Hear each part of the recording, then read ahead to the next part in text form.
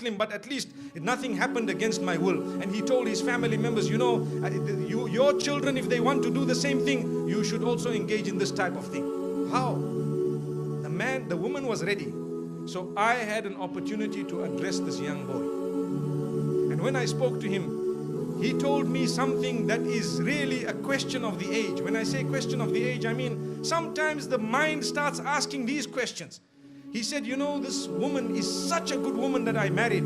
She has so many good characters and conduct. She told me I'm ready to do anything. You know, I explained to her about the little I know about Islam and she was ready.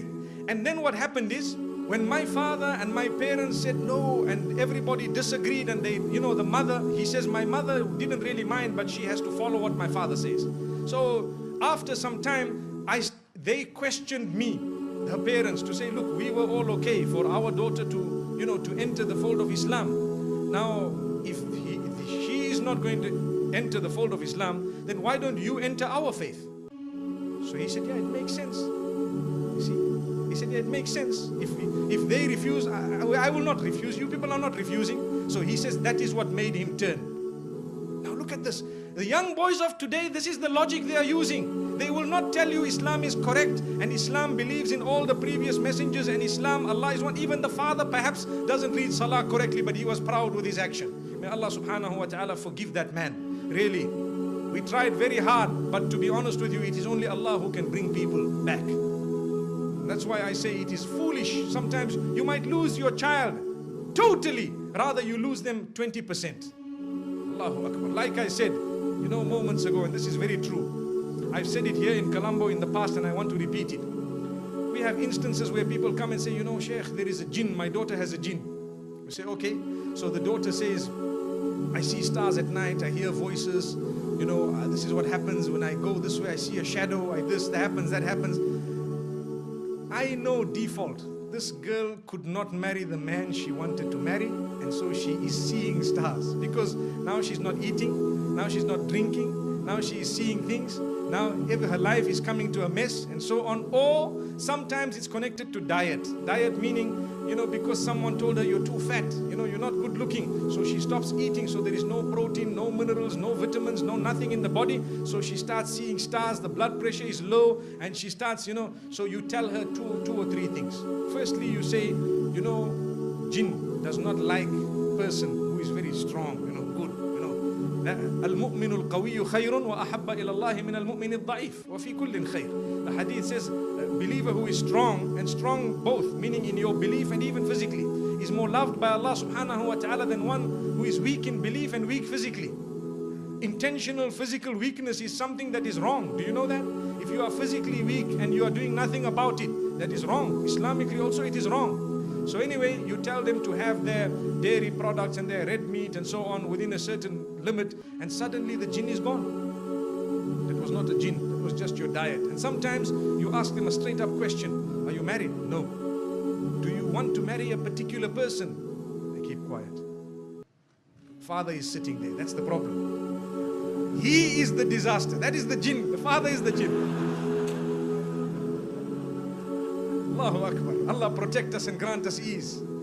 May Allah open our doors. You know, I'm speaking from a lot of experience. I'm not joking with you. A lot of experience. We know what goes around. So you find your child is very sick and ill. Sometimes it is because of some form of imbalance within the home, not necessarily in the mind. But imbalance in the house then causes an imbalance in the brain. Then when your child becomes totally mental, requiring medication for the rest of their lives, who are you going to blame? Allahu Akbar. It was simple for you, but you made it tough on yourself. Look at how today we have only started speaking, but we are speaking so much of reality on the ground, because this is why we do not live happily ever after. Wife after 10 years tells the husband, I never ever wanted to marry you. Do you know that? But it took you 10 years to tell me. And husband says, guess what? I was also forced. Now, what is the point?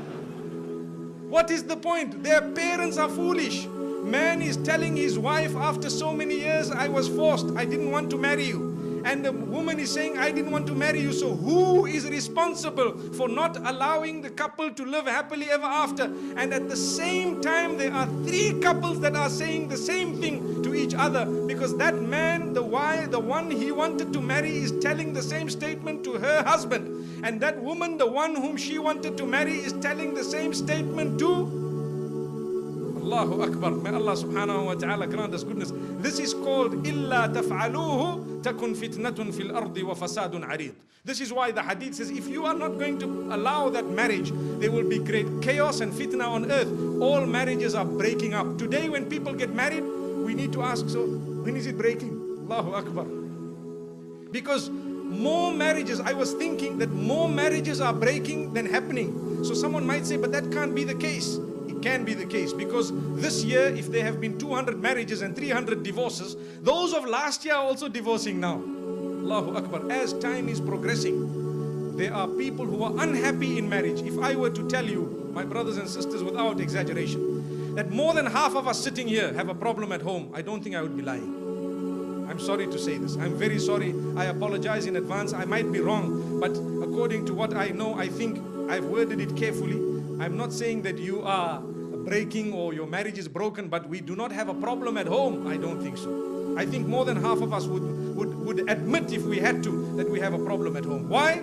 Because of something. What is the thing? Ask yourself, the day you were married and you said, yes, I accept her as my wife, the name of Allah was used, the verses were read, you don't even know the meaning of those verses up to today, and you led your life in a way that was not in that direction. So today you are sitting with a problem. Sin actually reduces the chances of living happily ever after. When you want to sin and you do not want to be responsible, you will reduce the chances of living happily ever after.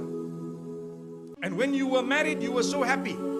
Are you as happy as you were that day, today? If the answer is no, what went wrong? Diagnose it, change it. Let me quickly read for you the 3 verses that are read in Khutbatul Hajah, which is often repeated when it comes to nikah. The first one. Ya ayyuhan nasu attaqu rabbakum alladhi khalaqakum min nafsin واحدة وخلق منها زوجها وبث منهما رجالا كثيرا ونساء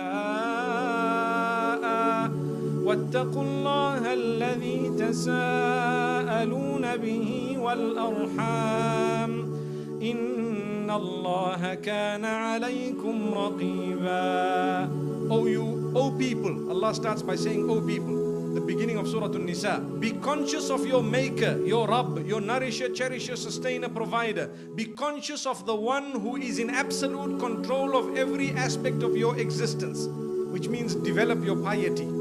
O people, be conscious of your maker, the one who created you from a single soul, who is Adam.